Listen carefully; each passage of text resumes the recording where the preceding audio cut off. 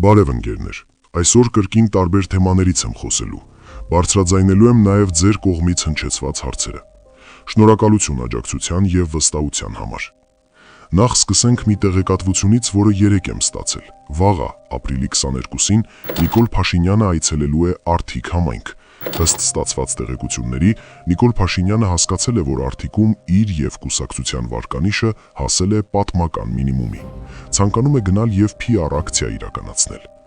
Ըստ ստացված տեղեկությունների, այցելելու է որոշ մանկապարտեզներ և Արթիկում գործող ջերմոցային տնտեսություններից մեկը։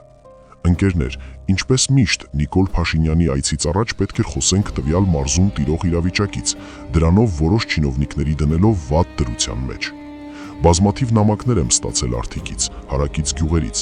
Չէի ցանկանա կրկին Արթիկից խոսել, սակայն իրադարձությունների զարգացման ֆոնին չեմ կարող թեթև անդրադարձ չկատարել։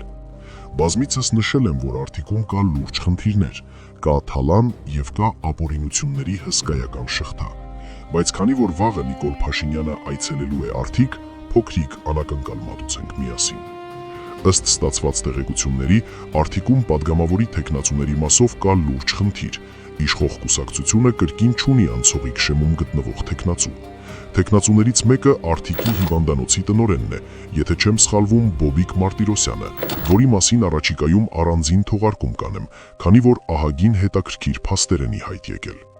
Ընդդիմությունը մի քանի թեկնածուներով է պայքարելու։ Ըստ տեղեկության, Տաշիր Սամվելի թիմով առաջադրվելու է Արթիկի փոխքաղաքապետ Արման Աջամողլյանի քավորը, ում ըստ տեղեկությունների սատարելու է նաև Արթիկի քաղաքապետարանի աշխատակազմի ղեկավարի որդին։ Առաջադրվել է և ևս մեկ անձ, ընդդիմադիրների ցույցերից աչքի ընկած Հովհաննես Եգանյանը, ով հսկայական ձայներ ունի։ Իդեպ վերջինս արմատներով Հարիչ գյուղից է, որտեղ Անանիկ Ոսկանյանը վարչական ղեկավար է փոխել, որպեսզի կարողանա փոքր-ինչ կոտրել թեկնածուի ձայները։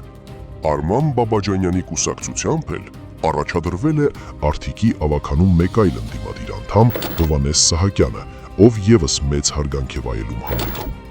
Ամենահետաքրքիրը Արամ Սարգսյանի կուսակցությամբ առաջադրված անձն է, ով նաև հանդիսանում է դպրոցի տնօրեն և բիզնեսմեն։ Ասում են, որ հիվանդանոցի տենդերները ինքն է միշտ հաղթում։ Ապրելու երկիր կուսակցության թեկնածուն էլ Արթիկի ավագանում մեկ այլ ընդդիմադիր անդամ Արտուր Աստոյանն է։ Ընկերներ, մոտավոր ներկայացրեցի թեկնածուներին, հիմա ամենակարևորի մասին։ Սա վկայում է այն մասին, որ Արթիկում իշխանական կուսակցությունը գրեթե պարտության եզրին է, և Նիկոլ Փաշինյանը դա հասկանալով փորձում է դրությունը մի փոքր կարգավորել, քանի որ թվարկածս թեկնածուները, բացառությամբ Բոբիկ Մարտիրոսյանի, ունեն լուրջ ռեսուրսներ ընտրություններում ՔՊ-ին հաղթելու համար։ Իհարկե չի կարողանա, քանի որ Արթիկցին պարզ գիտակցում է, որ իր համայնքում որևէ փոփոխություն չի եղել և թալանի տեմպերը գնալով աճում են։ Չէի կարող խոսել Արթիկից և չդիմեի համայնքապետ Անանիկ Ոսկանյանին։ Պարոն Ոսկանյան, ինչպե՞ս եք։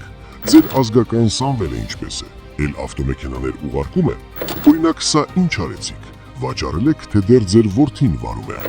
Իդեպ ցավում եմ տեղի ունեցած հերթական ավտոպատահարի համար, որի մեջ հայտնվել է ձեր կինը և որդին։ Սա առանց սարկազմի ընդունեք։ Իսկ ձեր եղբայրը ինչպե՞ս է։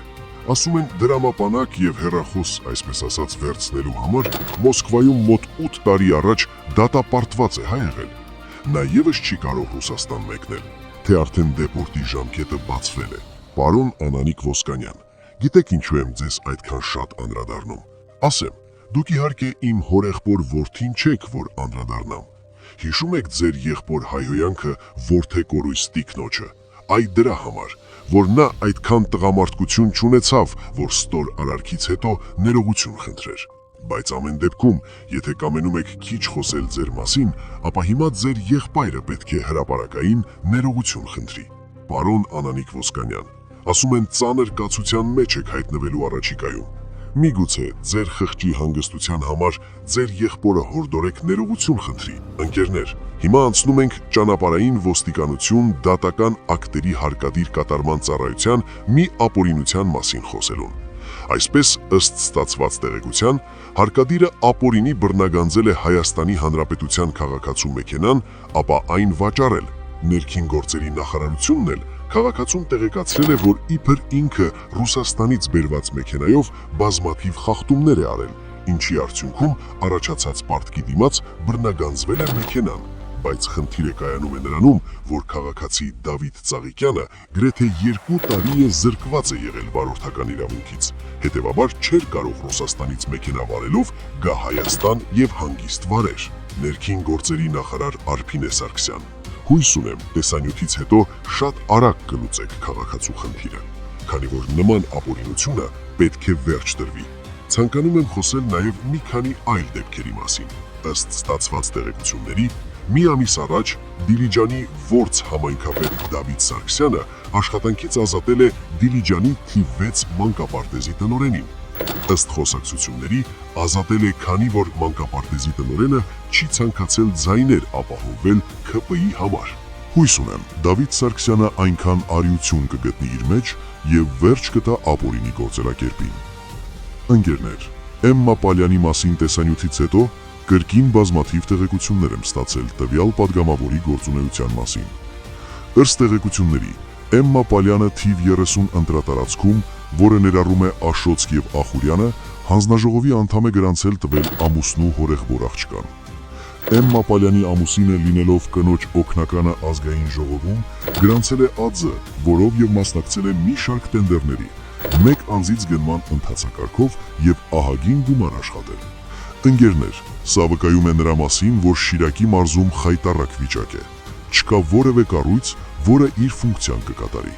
Ստացել եմ բազմաթիվ նամակներ նաև այն մասին, որ Շիրակի փոխմարզպետ Արտուշ Հովհաննիսյանը մի շարք ապօրինի գործողություններում է թաթախված։ Պարոն Դավիթ Արուշանյան, վստահ եմ, որ դիտելու եք տեսանյութը։ Խնդրում եմ պատասխանել։ Առափի դպրոցի տնօրենը ինչ սկզբունքներով է նշանակվել։ Ինչ կապ կա այդ անձի եւ ձեր տեղակալի միջև։ Պարոն մարզպետ, հերիք է անգործություն ցուցաբերեք։ Ձեր մարզում խայտառակ վիճակ է։ Ձեր շուրջ հավաքված անձանց հետ կապված բացասական կարծիք կա մարզում, որը անմիջապես արտացոլվում է նաեւ ձեր անձի վրա։ Ընկերներ, որոշակի տեղեկատվություն եմ ստացել նաեւ Լուսակերտի զորամասերից մեկի հրամանատար Աշոտ Սարգսյանի ապօրինությունների մասին։ Խնդրում եմ բոլոր նրանց, ովքեր ունեն հստակ տեղեկություն սույն անձի հետ կապված, գրեն ինձ։ Բոլորի գաղտնիությունը երաշխավորում եմ։ Այսօր այսքանը։ Շնորհակալ եմ, հարգանքներով, ձեր Հայը։